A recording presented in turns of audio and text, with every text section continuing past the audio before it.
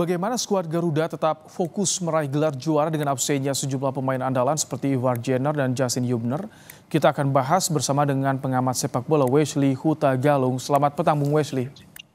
Selamat petang, Mas Ibrahim. Baik, Bung Wesley, Ivar dan Hubner ini absen. Siapa nanti yang bisa menggantikan posisinya untuk timnas di AFF?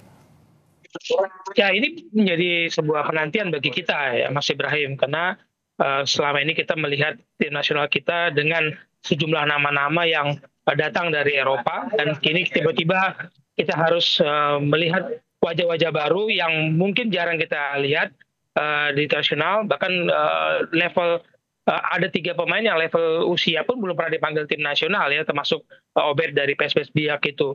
Ada 4 kiper kita juga nggak pernah main di timnas senior, level junior. Nah, ini menjadi penantian bagi kita melihat bagaimana pelatih Sintayong meracik, mempersiapkan timnya.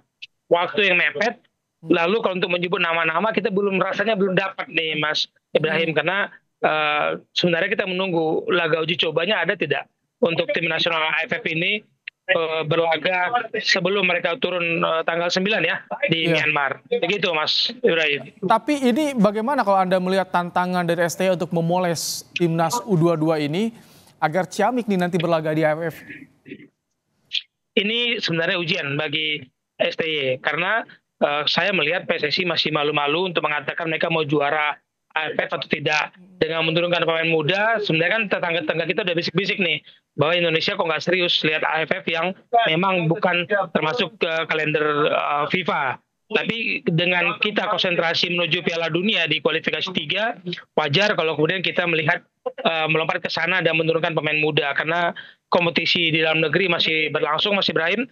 Kalau pemain yang kemarin sudah membela tim nasional di kualifikasi dimainkan lagi di AFF, bagaimana dengan klub-klub, bagaimana dengan prestasi klub-klub, itu menjadi sebuah ujian bagi STY untuk meracik situasi yang tidak ideal bagi dia. Makanya STY katakan kan kemudian saya hanya menargetkan final, jangan ekspektasi terlalu tinggi terhadap tim ini. Nah, ini yang kita tunggu sebenarnya, tanggung jawab STY untuk mengangkat, karena bagaimanapun juga kita nyebutnya tim nasional. Kita tidak menyebut tim lain, kita nyebutnya tim nasional. Ada yang harus dipertanggungjawabkan, ada yang harus dibela di situ. Oke, kalau misalkan Ivar kan absen, Hubner juga absen, tapi ada Marcelino Ferdinand yang kabarnya fix bisa memperkuat, ada juga Arhan Asnawi. Ini cukup?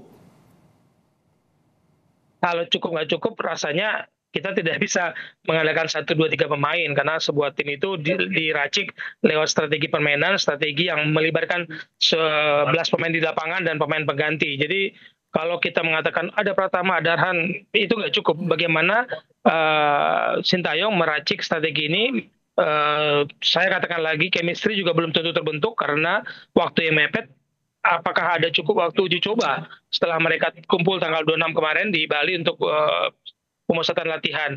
Bagaimana pemain yang jarang berkumpul ini bertanding dengan lawan yang oke lah, kita katakan yang lain serius, kitanya memang tidak niat juara, hanya ingin memberikan yang terbaik, hasilnya syukur-syukur juara. Kan itu ya narasi yang diciptakan PSSI. Tapi sebetulnya kan ada beberapa pemain kadek Ariel Doni Tripamungkas yang di kelompok umur nih cukup bersinar. Apakah ini juga bisa membantu untuk apa ya istilahnya menambah kekuatan di timnas U22 ini?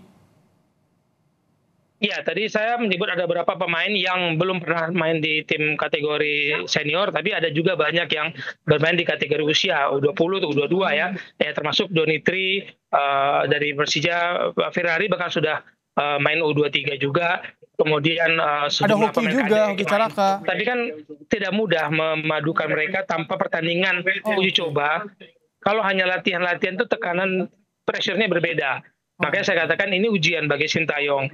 Kalau Sintayong sendiri agak gamang dengan mengatakan jangan terlalu berespektasi terhadap tim ini karena tim muda, lalu bagaimana kita mempertanggungjawabkan kepada publik nanti hasilnya. Syukur-syukur masuk final ya, seperti target PSSI kan, moga-moga masuk final. Tapi ini dengan 27 ya, koreksi bila salah, 27 pemain yang tersisa nanti akan dikerucutkan sampai 23 pemain. Ini strateginya seperti apa agar bisa maksimal, tidak tanggung-tanggung nanti ketika di ajang AFF ini, Bung Wesley? Seleksinya kan masih akan berlangsung ya di Bali selama pemusatan latihan. Mhm. Kita akan lihat siapa pemain yang dalam kondisi fit, kan ada juga yang sudah dipulangkan.